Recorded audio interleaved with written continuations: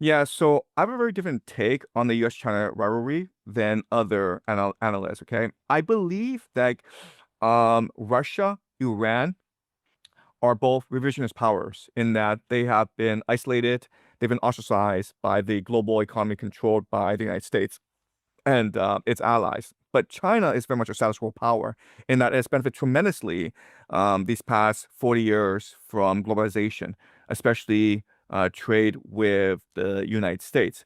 And you could also argue the United States economies and the Chinese economies are codependent, meaning what happens is that China is taking all its excess cheap labor and exporting to the United States. In return, the United States gives China US dollars. So what's happening is that basically China is basically supporting or propping up the US dollar, which everyone knows is a Ponzi scheme. And the United States, in return, is transferring technology to China and helping China become wealthier and also opening its vast consumer market to Chinese consumer goods and therefore giving Chinese millions and millions of employment opportunities. So I think that China and the United States will eventually achieve a rapprochement, and we're already seeing that because President Xi and President Trump did meet in South Korea, and the meeting went very quarterly. It was not a great meeting, but Trump thought it went really well. And we should expect more meetings in the coming year. And I think that what will happen is a rapprochement between China and the United States because they benefit more from working together than they do from fighting together. These two economies are basically interdependent and they're intertwined, right? Because America's been talking for the past 10 years about onshoring its manufacturing. And it hasn't worked out because the American economy cannot sustain the cost of onshoring the manufacturing. And all these billion-dollar projects that have been emphasized, highlighted, have not turned out really well. So China is basically irreplaceable in terms of like providing cheap manufacturing to the United States. So I think I think the United States and China will the friendship will improve over time. Well, it does seem that a lot of the hostility coming towards China from the US is, yeah, based on the idea that they can't live side by side by a powerful China. In other words, it looks as if it's something that undermines the US hegemon as opposed to undermining the US itself. Uh, I don't know. I get the impression that, well, the US can't really restore its former hegemony. That is, the 1990s not coming back. And I think if there was rational discussions, more of it in the US, and actually there are more and more voices suggesting that a settlement could be found with China, because if the US would accept China, it doesn't have to prevent its rise.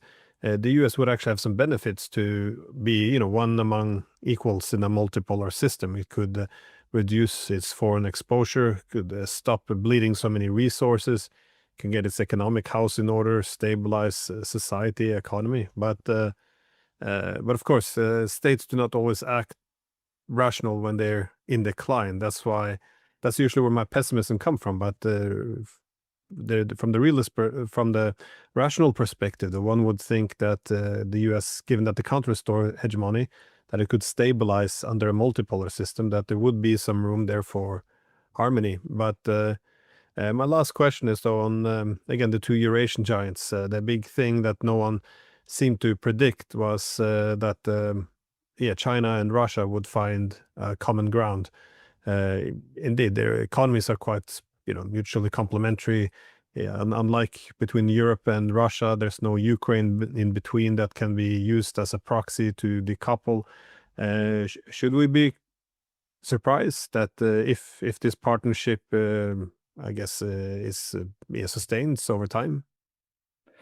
Yeah, I am not that optimistic about the U.S. Sorry, I'm not that optimistic about the Russia-China relationship because I think there are some geopolitical questions that need to be resolved. Okay, so one flashpoint that comes to mind is Kazakhstan.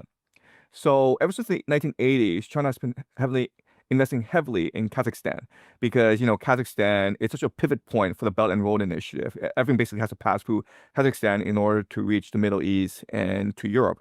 So China has been spending a lot of resources trying to co-opt the Kazakhstan elite. It's invested heavily in Kazakhstan. And what's happened these past few years is that Kazakhstan has developed a much more pro-Russian attitude. You basically had a change in the guard in Kazakhstan, and so the Kazakhstan government is leaning more towards Russia. So my point is, like, I understand that people see Iran, Russia, and China forming this Eurasian bloc that can negate American naval power. And if that were to happen, then the Eurasian continent would prosper. But we have to remember that geography and history are pretty persistent. And Russia, China, Iran have had long histories of conflict, long histories of geographical and geopolitical tension. So I don't know how easily these conflicts can be resolved. So I know that China is very heavily invested in the Belt and Road Initiative, but Russia has its North-South corridor. Iran has its own trade route programs. So the question then is, okay, if these three nations were to come together and work together, who would be the top dog? Whose currency would be the universal currency? And can all these territorial disputes that have been persistent for the past few centuries, can they be resolved through negotiations? So I think there are some serious geopolitical issues that need to be resolved before these nations can work peacefully together. Yeah, because well, what one often hears from China and Russia is that they're not allies; they're more than allies, because an ally would essentially be country A and B cooperating against country C. In other words, the argument is therefore that they're not dependent on collectively balancing the U.S. But this is what I was wondering: do you see? Again, the United States, I think everyone recognizes that at least the U.S. Attempting to impose its primacy has brought together these countries. But if the U.S. would end this, its aspirations to restore hegemony, and they wouldn't no longer require this collective balancing, do you think that a lot of these problems or challenges between the Chinese, Russians, Iranians would then begin to surface more?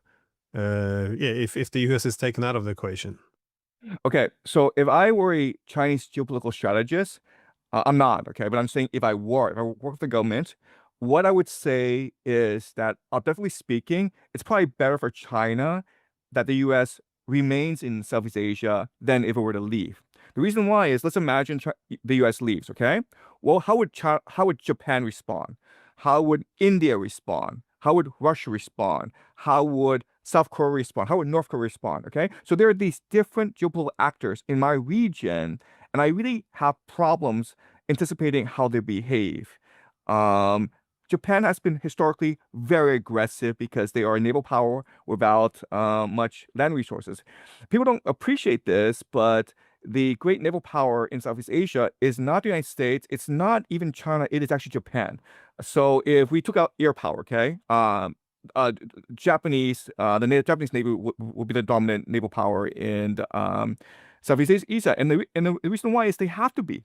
Remember, Japan is an isolated island with very little resources, so they need to be able to exert naval hegemony throughout the Southeast Asia, right? So during World War II, that's something called the Greater Japan Co-Prosperity Sphere. So Japan is very much an aggressive maritime power.